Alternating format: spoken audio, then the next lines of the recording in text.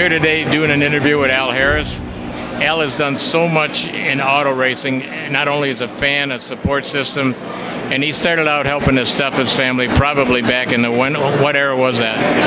I went to the first midget race, which is the first race I ever saw in the 50s at the stadium.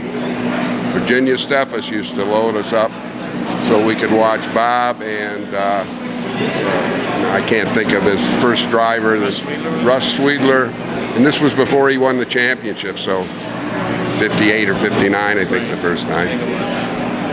Well, and you've done so much, Al. Like you said, you're just a fan, but you've been a great support system. And tell me some more about people you've helped in auto racing. And I know you've opened up the doors so we could have events at different places you were involved with, and that really helps. And you're such a great fan of auto racing. Tell me a little bit about that, Al. Well, to tell you the truth, knowing a Steffes when you're in grade school doesn't hurt to get you started.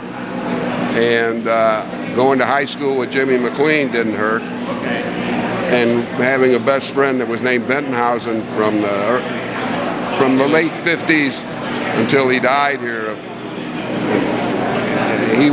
He and I went to more races than God probably deserved to let us do. Which Bentonhausen was that? Kurt Bentonhausen. He's a cousin of his dad was a cousin of Tony's. Yeah.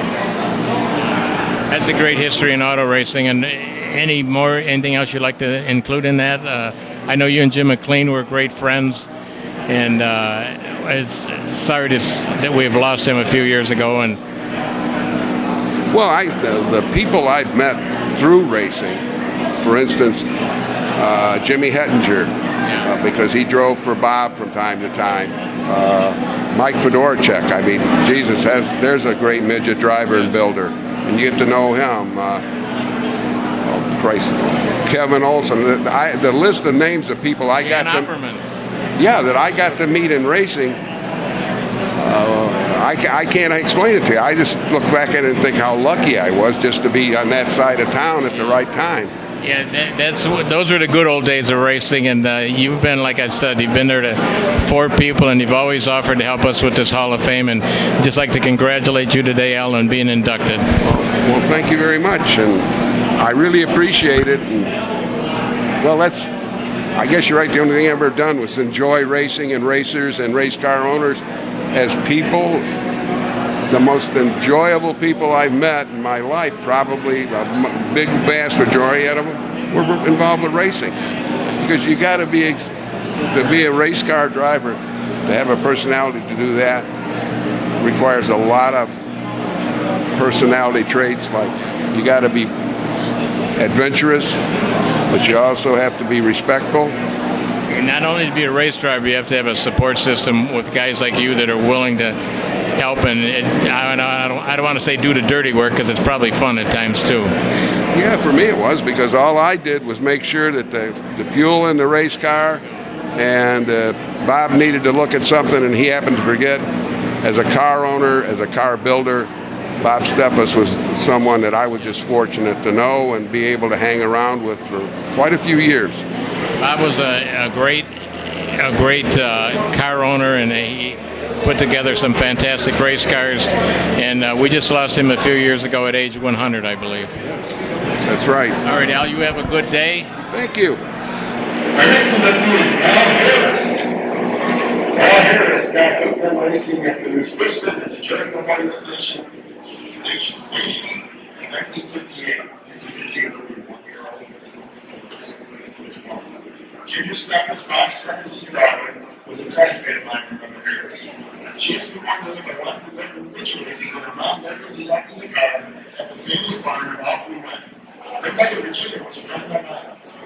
Actually, the first midget car I ever saw was Tony Savers at the gas station at Brandon Road in Rock 6 in Rockville. My family moved up here from Tennessee in 1954. I wish you remember those early races at the stadium where drivers like Bob Anderson, it's all day here.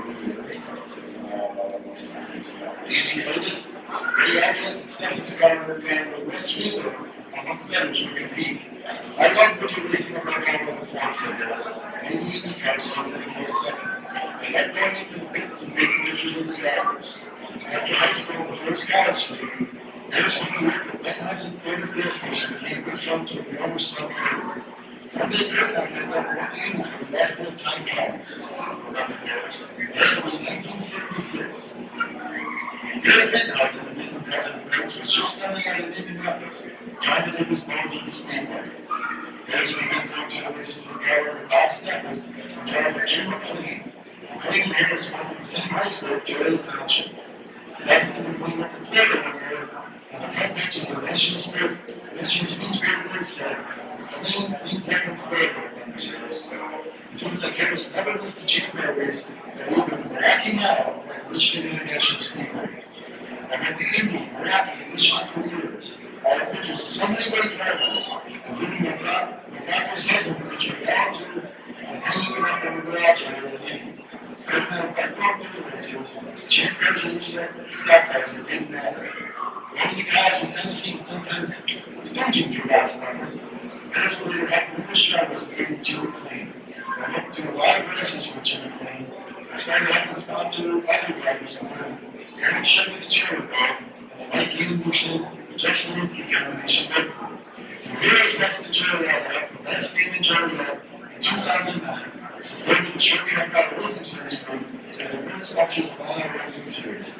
Race fan, photographer, other racing supporter, that pretty much sums up all Harris. Not to go there, Al, really good at it too. So with that, ladies and gentlemen, all finger Al Harris.